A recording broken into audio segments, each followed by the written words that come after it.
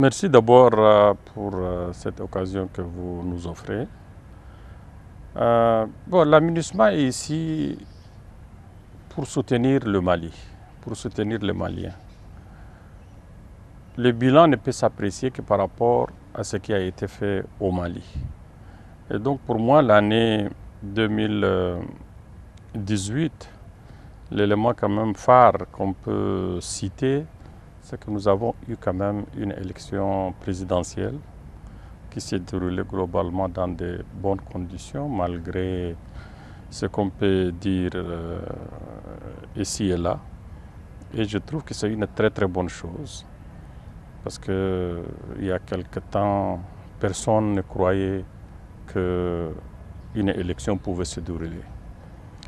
Le deuxième élément, c'est qu'on a pu, selon les instructions du Conseil de sécurité des Nations Unies, arriver avec les parties maliennes, à savoir les signataires de l'accord, le gouvernement et les Nations Unies, arriver à signer ce qu'on appelle Pacte pour la paix, qui, comme je l'ai dit, et contrairement à beaucoup de spéculations autour, est un nouveau engagement tout simplement, aussi bien de la communauté internationale que des parties maliennes, pour dire qu'ils tiennent encore à l'accord et qu'ils veulent vraiment sa mise en œuvre. Évidemment, ça, ce sont les choses qui paraissent positives. On ne peut pas oublier de l'autre côté que quand même il y a des préoccupations. La situation au centre du pays, notamment autour de Mopti, est devenue de plus en plus préoccupante. Il y a eu beaucoup de morts, il y a eu beaucoup de violations des droits de l'homme que nous avons soulignées et sur lesquelles nous avons attiré l'attention du gouvernement. Ça, c'est quelque chose de préoccupant, sans parler du fait que les terroristes ont continué quand même à multiplier leurs attaques, malgré qu'à chaque occasion, il y a eu quand même une riposte. Et de l'autre côté, j'aimerais aussi souligner quand même nos partenaires de Barkhane ont mené des actions quand même assez vigoureuses qui ont fait qu'aujourd'hui, je peux le dire, que la capacité aujourd'hui opérationnelle des groupes terroristes est réellement amoindrie. Et c'est vrai qu'ils peuvent encore faire quelques barouds d'honneur, mais je suis sûr que sur le fond, ils sont sérieusement diminués.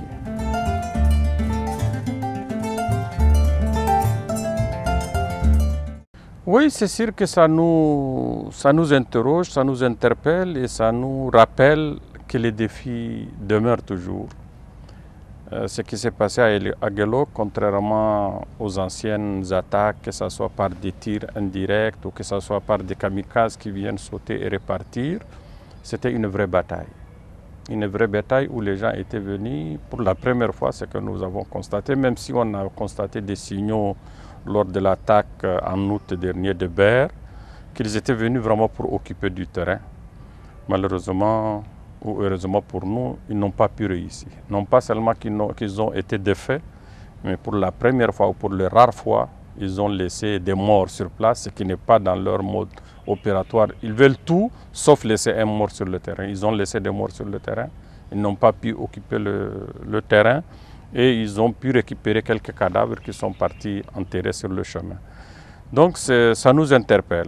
Ça nous interpelle, nous, en tant que MINUSMA, pour nous interroger, pour savoir pourquoi nous n'avons pas pu anticiper une telle action. Est-ce que réellement nos moyens de détection, nos moyens d'information n'ont pas été à la hauteur? Il y a une question à ce niveau. Il y a également une autre question que nous devrons nous poser, parce que cette région, c'est vrai, il n'y a pas d'administration malienne, c'est clair, mais il y a quand même des groupes, parmi les groupes signataires, qui sont nos partenaires dans cette zone.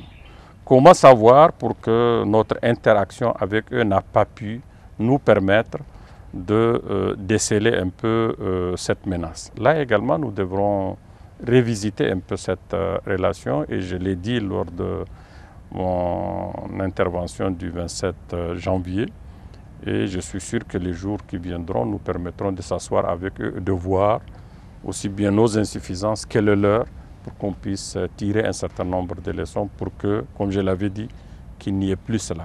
On avait connu Nampala, on avait connu Tombouctou, on avait connu Ber, on avait connu Kidal. Vous avez vu en janvier 2017 au MOC de Gao. On ne peut pas continuer à faire ces recensements macabres. Je crois qu'il doit prendre fin. Et ça, il faut plutôt un sursaut collectif avec tous ceux qui se sont engagés pour la recherche de la paix et de la stabilité au Mali.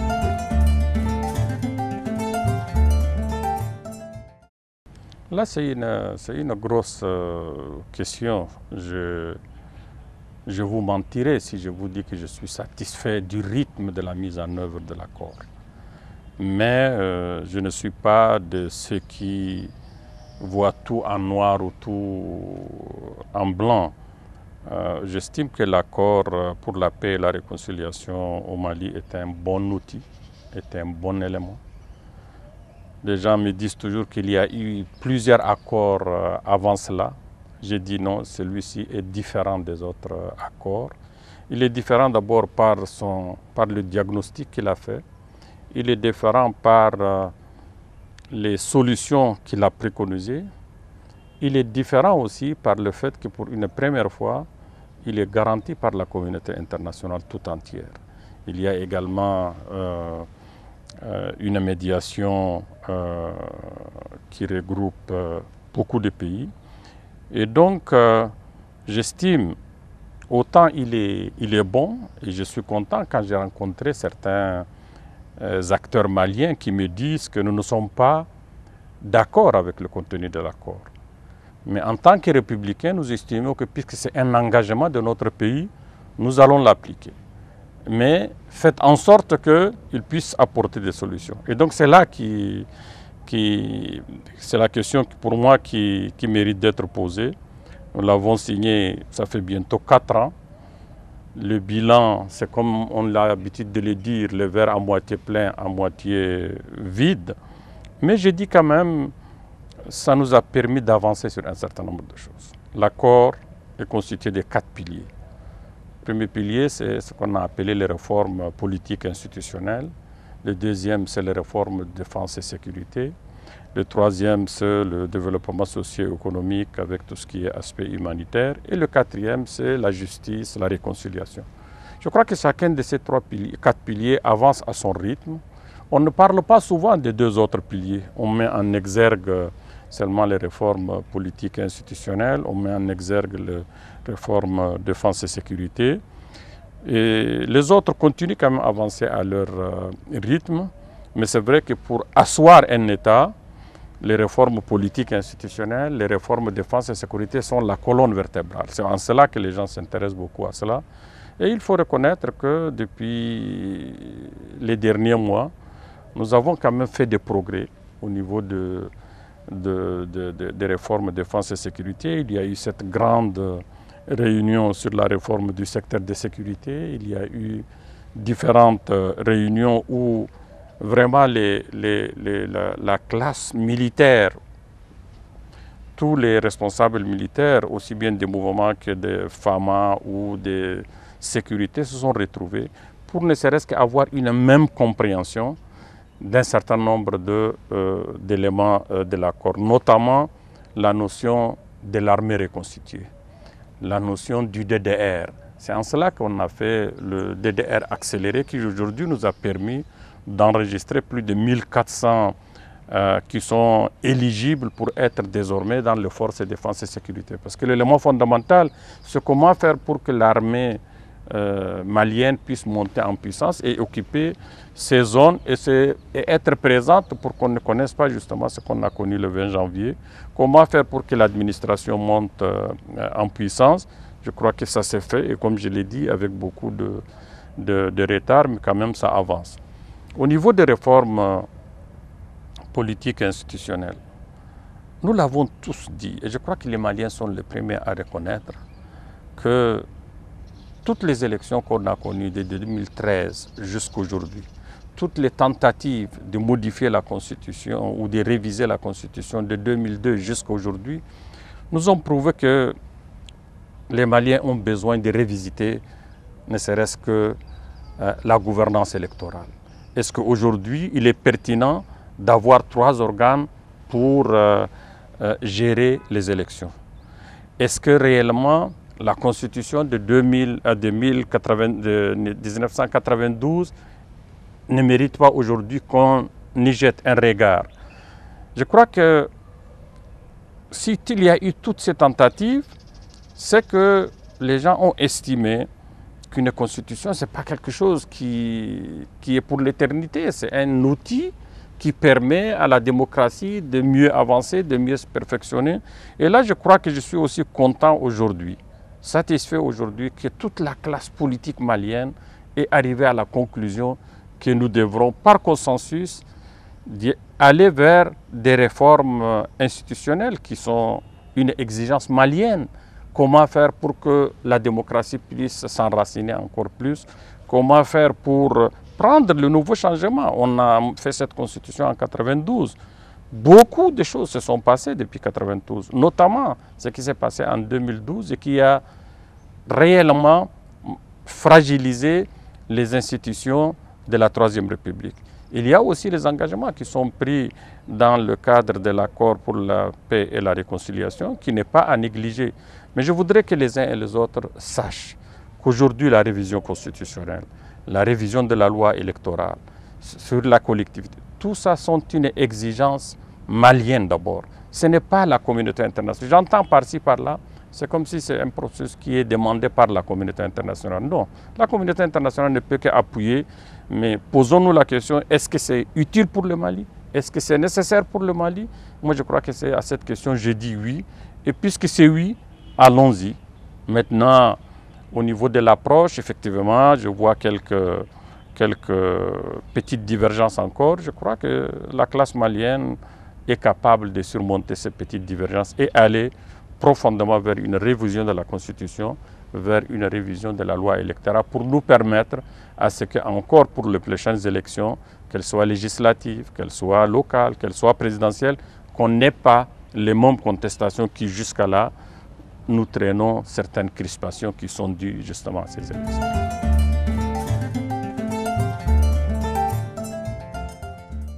Ah, c'est sûr que le centre fait partie du Mali. Et il est bien dit que c'est une mission de stabilisation du Mali. Donc, même si notre mandat est concerné pratiquement le nord, aujourd'hui, le centre est devenu quand même au centre de nos préoccupations, si je me permets de le dire. Et si vous voyez la résolution 24-23, pour la première fois, 2 paragraphes, le 17 et le 18, sont dédiés uniquement au centre. C'est pour dire que c'est devenu une préoccupation. Et en plus, parce que qui dit centre, dit frontière avec la Mauritanie, dit frontière avec le Burkina, qui dit frontière avec le Burkina, c'est le Liptako Gourma, et ainsi de suite. Donc ça élargit la crise et ça la rend sous-régionale. Et c'est en cela que nous disons que ce qui se passe au centre doit nous préoccuper, nous en préoccupons, doit préoccuper les Maliens, mais doit aussi préoccuper les partenaires, les amis du Mali, parce que le centre risque d'aggraver la crise. Et si la crise s'aggrave au Mali, c'est tout le Sahel qui sera contaminé. L'Europe ne sera pas absente parce que c'est par cela que transite tout ce qui est trafic d'êtres humains, tout ce qui est drogue, stupéfiants et autres. Et donc je crois qu'elle nous demande une réponse globale, collective, partagée. Kolongo est un déclic. J'estime que jusqu'à là, nous avons, et nous, sur notre avantage, c'est que tout ce que nous menons comme enquête, nous le concluons par un certain nombre de recommandations à mettre à la disposition du gouvernement. Ça a été un déclic, pourquoi? Parce que quand vous avez vu le chef de l'État se déplacer, et quand même il y a eu des mesures qui ont été prises aussitôt, j'ai l'impression, et j'ose croire, qu'une prise de conscience globale est en train de prendre corps pour dire que le conflit du centre, les 37 ou 38 qui sont morts, doit nous dire qu'il y a une crise profonde au niveau du centre. On l'appelle quelquefois intercommunautaire ou intracommunautaire. Mais je crois que le virus des terroristes est aujourd'hui ancré dans cette région. c'est devenu un cancer qui est en train de gangréner le centre et nous devrons tout faire pour l'extirper. Moi, honnêtement, je comprends un peu ce Malien lambda qui s'interroge et qui se pose des questions, parce que les choses ne sont pas simples. Imaginez en 2012, tout le nord du Mali était occupé par les terroristes. Il y a eu Serval, il y a eu l'intervention de troupes africaines. Et pour le Malien lambda, il y a des terroristes au niveau du nord. Nos amis les Français, nos frères les Africains sont venus pour déloger ce terrorisme qui occupe notre pays. À la suite de ça, Serval s'est désengagé. La force africaine s'est transformée en mission des Nations Unies. Bon, pour le Malien lambda, oui, il y a une force maintenant des Nations Unies qui remplace les autres forces et elle doit lutter contre le terrorisme.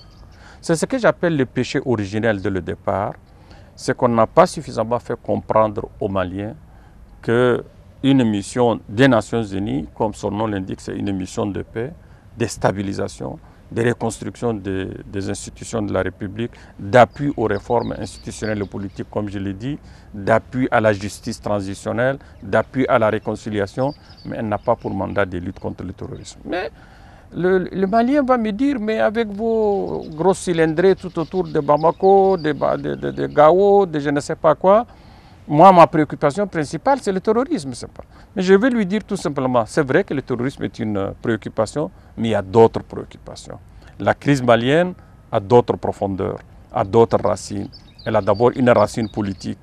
Et si nous ne résolvons pas ce problème à la racine, les mêmes causes produisant les mêmes effets, on risque de revenir à la même crise. Et donc, je lui dis que le terrorisme n'est que la conséquence de la crise, n'est qu'un symptôme. Et donc, tout en le comprenant, je lui dis que c'est en cela que j'ai dit que le terrorisme aujourd'hui est un phénomène global qui demande une réponse concertée et globale. Mais les Nations Unies ont leur place, ils appuient le Mali. C'est une conscience morale parce que le Mali aussi fait partie des Nations Unies. Les Nations Unies, je crois que leur présence aujourd'hui, c'est une conscience morale qui rassure. Et c'est elle qui permet aujourd'hui à ce que d'autres amis, d'autres partenaires du Mali puissent avoir encore confiance à la situation au Mali et venir en aide au Mali. Donc je vais leur dire tout simplement que je comprends leur frustration, mais que leur engagement doit plutôt être plus concret et il faut qu'ils s'impliquent plus. La crise est d'abord malienne et je crois qu'une réponse malienne, une prise de conscience de tous les Maliens est nécessaire pour qu'ils s'approprient cela et les autres ne vont que venir en secours. L'armée malienne dont on parle, on a fêté, vous avez parlé du 20 janvier, l'armée malienne était reconnue comme une armée qui partait faire la paix à l'extérieur. Nous devrons réfléchir pourquoi cette armée s'est effondrée. Nous sommes en train de la reconstruire avec les autorités maliennes, elle commence à monter en puissance. C'est ça qu'il faut construire parce que l'avenir n'est ni l'aménagement, n'est ni Barkhane, moins encore G5 Sahel, c'est les forces de défense et de sécurité maliennes. Il faut qu'on s'assoie tous et reconstruire cette force qui doit assumer sa mission régalienne. Et le jour où ça sera fait, on ne parlera plus du terrorisme ni les autres conséquences.